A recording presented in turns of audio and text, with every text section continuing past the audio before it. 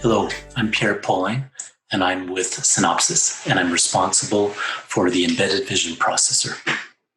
I've been working with Synopsys for 7 years now, and prior to that, I was responsible for embedded vision systems at ST Microelectronics, both in North America and Europe. Today, I'll be talking about trends in neural network topologies for vision applications in the edge. We are part of the Designware IP Group within Synopsys.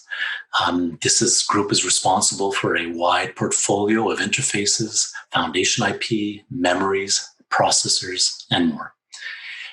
Specifically, I'm responsible for the embedded vision processor, which includes a DNN engine, a deep neural network accelerator. And it is our experience with this that has inspired this talk. We've been working with the DNN accelerators for the last 5 years. We're on our 5th generation. We started our first in 2015. And it is this experience that has driven the content of this presentation.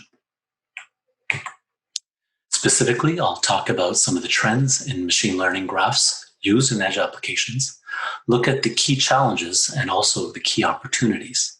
And one of those key challenges we'll focus on a little bit more is bandwidth optimization. We've seen the emergence of AI-based techniques for embedded vision applications, for classification, for detection, for segmentation. But we've also seen it for image quality applications like super resolution and denoising. And most of these vision type applications use convolution neural networks, or CNN. We've also seen the use of neural network-based approaches for audio and natural language processing, different classes of applications like LSTM, 1D convolutions, and transformers.